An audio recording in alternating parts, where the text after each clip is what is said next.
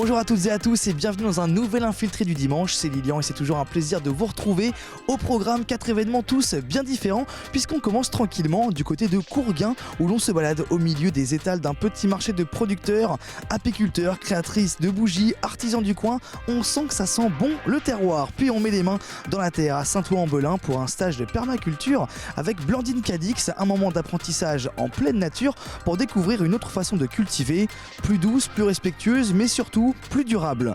Ensuite, direction La Flèche pour une immersion dans un lieu patrimonial magnifique, le théâtre de la Halle au Blé, un bijou architectural figé dans le temps qui nous ouvre ses portes pour une visite entre histoire et culture. Et pour terminer, cap sur Guescellard où l'on va se plonger dans une ambiance américaine pour une nouvelle édition des Nostalgia Days, un rassemblement automobile de voitures américaines dans lequel une vingtaine d'exposants sont aussi présents pour entretenir ce folklore américain. Ça nous promet un bel infiltré bien chargé. Je vous souhaite alors une bonne émission.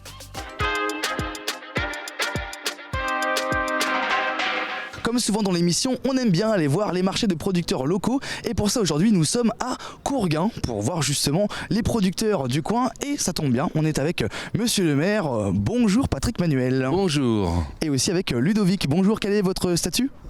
Conseiller municipal à la mairie de Courgain. Et donc vous gérez ce marché, c'est ça, c'est vous qui allez un peu rechercher les producteurs pour exposer. Exactement, par le biais de personnes qui me donnent des infos, par internet, voilà, je continue à chercher. Okay. En l'occurrence un primeur, que je ne trouve pas pour l'instant. Très bien, bon au moins là... Un appel. Vous faites un appel, bon l'info est lancée. Alors monsieur le maire, on voulait faire un point ensemble sur les activités de la commune. D'accord, donc nous c'est une petite commune de 590 habitants avec un potentiel, une zone de chalandise de 1500 habitants comptant les petites communes aux alentours. On a toujours eu des commerçants à Courgain malgré que notre commune est assez petite. On a toujours eu boucher charcutier, café, coiffeur, boulanger. Là justement notre boulanger, on est nouveau boulanger depuis 15 jours, il y a un très très bon démarrage. Et là on a la charcuterie qui marche très très fort et qui cherche à vendre. Donc si des personnes sont intéressées pour venir dans un village dynamique, surtout qu'ils appellent la mairie, on les attend avec impatience. Voilà, c'est une commune qui est bien située géographiquement parce qu'on est sur un parcours où il y a la route, la D300 il passe 2500 voitures et D19 il en passe à peu près 1000-1500. Par jour. Donc il y a du monde qui passe. Il y a du monde qui passe et puis en plus c'est une commune où on a à peu près 15 commerçants, artisans, garages automobiles, enfin on a tout ce qui convient parfaitement. Voilà, c'est un peu ce que je voulais dire. Surtout on recherche un boucher charcutier. Très bien, l'info est aussi passée. Alors Ludovic, on a combien de stands aujourd'hui et on a quoi exactement ? On a 9 exposants aujourd'hui. On a les Pivalois, une association de Saint-Rémy-du-Val. On a la ferme de l'eau vive à Louvigny. On a Florence qui est une personne présente depuis le début, donc depuis 2 ans. On a Stéphanie Faure. On a Au fait des bougies. Notre rucher Cyril Bouton de Courgain. Les douceurs du Saunois de Marolette. Et... Pépinière Durand de Roissy-Fontaine. Voilà. Ah, vous avez tout appris par cœur, hein, vous connaissez bien. Ça devient des amis maintenant, hein. On se voit tous les week-ends, donc voilà. Justement, maintenant qu'on a fait un point sur tous ces stands, on va aller les voir et on va commencer par l'épicerie associative de Saint-Rémy-du-Val, l'Épi Valois. Bonjour à vous. Bonjour. Alors quel est votre prénom ? Laurence. Laurence. Alors Laurence, qu'est-ce que vous proposez dans votre épicerie exactement ? Alors je suis présidente de l'Épi Valois, une épicerie associative à Saint-Rémy-du-Val. On propose des produits locaux, bio ou pas, et des produits bio de commerce, ainsi qu'une petite épicerie dépannage, on va dire. Voilà. Une épicerie associative, ça veut dire quoi exactement ? Ça veut dire qu'on vend, c'est ouvert à tous, mais on vend aux adhérents. Il faut être adhérent pour acheter. Et c'est pour ça que là, je présente ce qu'on peut avoir, tous les produits qu'on peut avoir des producteurs. Mais c'est ouvert à tous. Et aussi, surtout, c'est que les clients sont des adhérents, mais il faut aussi des bénévoles pour tenir les permanences, pour aller faire les courses, etc. Donc vous proposez quoi justement là ? On a quelques produits en face de nous. Oui, c'est un petit panel qu'on propose pour vous faire voir tous les produits locaux qu'on a. On a forcément des produits de Sarthe, de l'Orne, de Mayenne. Et puis maintenant, on va aller chercher en Normandie et Bretagne. Au fur et à mesure, on élargit le cercle. Et puis on peut le dire, juste à côté de vous, on a votre mari qui tient du coup une ferme avec vous, dans laquelle, disons, il y a des légumes que vous vendez aussi dans votre épicerie. Oui, on est maraîcher en fait, parce que là moi je suis bénévole de l'association et à côté de ça on est maraîcher et on vend des légumes. Voilà, on était bio au départ, maintenant on a refusé de payer encore parce que ça a augmenté, donc, mais c'est toujours en production naturelle, sans engrais, sans rien. Ça vous est venu comment de créer cette épicerie ? En fait, l'idée ne vient pas du tout de moi, c'est une idée de la mairie qui a repris parce que c'est à Saint-Rémy-du-Val, il n'y a plus d'épicerie et il n'y a plus de boulanger. Et donc du coup, on fait des pots de pain, c'est une initiative de la mairie à la base qui a repris l'ancien local et qui a mis qui a fait faire une association. Voilà, donc l'association a été créée l'année dernière et ça a ouvert le 14 juillet 2024. Et ça cartonne. Et oui, tout à fait. Très bien, merci beaucoup Laurence. Bonne journée à vous et nous, on continue. Alors maintenant, on va vers un autre stand. Donc là, c'est de la broderie, je crois. Bonjour. De la couture. Alors dites-moi tout. Couture, crochet. Très bien. Alors vous faites ça comment ? À la main avec un crochet, de la laine. Là, c'est du 100% coton pour l'époque. Vous vendez quel type de... je vois qu'il y a des vêtements pour enfants, mais je vois qu'il y a aussi d'autres choses. Qu'est-ce que vous avez ? Des sacs, trousses de toilette, des protections féminines, tout pour le ménage, fleurs de douche, un peu de tout. Vous faites ça depuis combien de temps ? Ça fait 6 ans que je fais ça. Ça fait 6 ans et comment vous vous inspirez ? Comment vous dites tiens, je vais partir sur du rose et du bleu avec un petit éléphant par exemple ?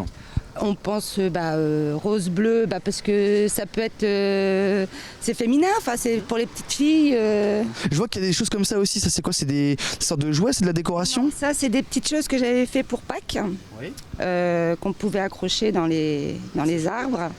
Et vous mettiez, on peut mettre un petit œuf dedans. Après, ça peut servir de décoration dans une chambre d'enfant. Vous mettez ce que vous voulez dedans. Et pour faire ça, en fait, comment vous faites ? Parce que je me dis, je serais incapable de faire un truc comme ça. Comment on fait pour que ça tienne dans une forme comme ça précise ? Après, c'est de la laine. Faut choisir bien sa laine. Faut pas prendre n'importe quoi non plus. Faut prendre quoi ? La qualité. Voilà, la bonne qualité de laine. Et vous avez appris ça comment ? J'ai appris ça toute petite par ma grand-mère. Et quand j'étais jeune, j'étais dans un foyer où on nous apprenait à faire de la couture, du crochet, du tricot, du canevas. Donc j'ai appris à faire ça comme ça. Et puis après, j'ai laissé tomber parce qu'on est jeune et on fait autre chose. Et puis là, ça fait 6 ans que j'ai repris. Très bien, merci beaucoup pour votre temps. Allez, nous on continue. On peut saluer Stéphanie Faure qu'on a vue la semaine dernière. Bonjour. Et maintenant, on vient ici pour de la bougie, mais il n'y a peut-être pas exactement que de la bougie. Bonjour. Bonjour. Vous êtes Ophéline, c'est ça ? C'est ça. Alors, comment s'appelle votre entreprise ? On fait des bougies. Et donc vous faites des bougies ? C'est ça, des bougies gourmandes. Gourmandes, c'est-à-dire ? Créées avec de la chantilly. Et voilà, avec des belles compositions différentes pour chaque bougie. Il n'y a pas vraiment de la chantilly, c'est de l'imitation, c'est ça ? Oui, c'est ça, avec de la cire d'olive. Alors comment on fait une bougie ? Parce que moi je sais pas du tout. Et on fait fondre la cire, après on met dans des pots ou après dans des moules en fonction de la cire, parce que c'est pas la même cire pour le contenant que pour les moulets. Et après on fait notre chantilly à base d'une poche à douille comme un gâteau. Avec de la cire. Et comment ça se tient du coup ? Parce que moi dans ma tête je me dis la cire c'est liquide quand c'est chaud, donc quand on fait la forme, comment elle fait pour se figer ? Et après c'est basse température, on la mixe comme une chantilly avec de la crème, sauf que là c'est de la cire. Et après ça durcit au fur et à mesure de la mixer. Et pourquoi avoir voulu faire des bougies gourmandes ? Parce que j'adorais en fait les bougies et quand j'ai été en vacances j'en ai acheté une et après j'ai voulu me lancer dans ça et après j'ai adoré, donc c'est continue dans ce domaine-là. Ça fait combien de temps que vous faites ça ? 1 an et demi. 1 an et demi. Ah oui, c'est tout nouveau quoi. Et je vois que vous avez aussi d'autres petites choses que vous vendez, non ? Oui, alors on fait aussi de la gravure avec un laser, donc tout ce qui est planche apéro, miroir, ardoise, puis sur du bois aussi. Alors comment ça vous est venu de rajouter ça en plus ? Parce que c'est vrai que ça n'a pas trop de rapport avec les bougies, alors pourquoi ça en plus ? Parce que mon conjoint travaille aussi dans la gravure, donc c'est un domaine qu'on a voulu faire ensemble aussi, partager quelque chose de commun ensemble, quoi. Voilà. Pour conclure avec vous, c'est quoi votre dernière création ou la bougie ou la création dont vous êtes la plus fière ? La bougie bière. La bougie bière. Mais quand je suis arrivé devant, je me suis dit, tiens, c'est marrant, il y a des bières comme ça qui sont. Elle est toute récente, elle est d'hier soir. Ah oui, d'accord. Ouais. Vous l'avez faite pour le marché, justement? Oui, c'est ça. Ok.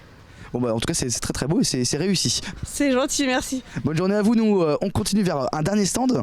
Et donc, c'est du miel du coin, parce que vous êtes directement de Courgain. Bonjour, bonjour. Bonjour. Alors, comment vous appelez? Monsieur Bouton. Et à côté?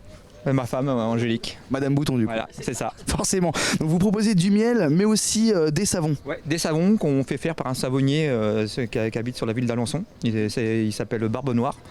Que je remercie d'ailleurs d'avoir fait mes savons, et avec notre miel voilà quoi, on fait travailler les artisans quoi, les artisans du secteur. Alors c'est quel type de miel? Parce que je vois que c'est pas du miel classique, on va dire, ou c'est le miel transparent qu'on peut connaître. En fait là c'est un miel de printemps, c'est le miel qui a été extrait il y a 1 semaine et demie.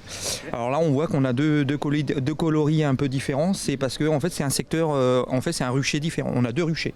J'ai un rucher à Courgain et un rucher à Saône. Un tout petit village qui est à 3-4 km d'ici, et en fait la couleur change par rapport au nectar que les abeilles vont chercher quoi. Voilà. Là en fait il est un peu plus foncé, il y a un petit peu plus de pissenlit, des choses comme ça quoi. Voilà. Okay. Et quand il est plus blanc c'est plus du colza et voilà quoi. Quand vous parlez d'un rucher, c'est donc le lieu où il y a toutes les ruches. C'est exactement ça, ouais, c'est ça. Donc vous travaillez avec combien de ruches en tout? En fait aujourd'hui je travaille avec une trentaine de ruches. Une trentaine de ruches. Voilà. Et dans une ruche, on peut mettre combien d'abeilles et ça produit combien de miel à peu près? Combien d'abeilles? C'est pas nous qui mettons les abeilles, c'est les abeilles qui viennent dans la ruche où on met les abeilles dedans. Et après en pleine saison, une ruche bien complète c'est entre 30 et 50 000 abeilles. Ok. Et ça produit quelle quantité de miel à peu près? En moyenne, une ruche sur l'année, ça peut être une 30-40 kilos minimum quoi. Okay. Voilà. Très bien, merci beaucoup pour votre temps et vos explications. Je vous souhaite que du bonheur et je vous dis peut-être à une prochaine. Et ça y est, on a rejoint une nouvelle fois Ludovic et Monsieur le maire. Pour conclure ensemble, vous vouliez faire un point sur l'école, les associations aussi? Voilà, donc en complément de l'introduction, on a une école communale avec 65 élèves qui va bien sûr de la primaire, c'est-à-dire de maternelle à CM2. On a un club de foot qui existe depuis 1960 avec une centaine de licenciés. On a un club de tennis de table aussi. Qu'est-ce qu'on peut rajouter de plus? Les activités qu'on a eues, on a fait un vide-grenier le 1er mai qui a très bien fonctionné. On a un concours de boules le 15 juin. Et après, on a la grosse fête, c'est le 13 et 14 juillet. Puisque le 13, on fait le feu d'artifice avec le bal. Et le lendemain, on a toujours une activité. L'an dernier, on avait un spectacle de magie. Et d'avant, on avait un spectacle d'acrobates. C'est basé le 14 juillet sur tout pour les enfants, surtout. Bon, en tout cas, une petite commune qui bouge énormément. Moi, je vous dis merci et au revoir. Peut-être à une prochaine. On part nous maintenant à Saint-Ouen-en-Bolin pour de la permaculture. Eh bien, bonne route à vous!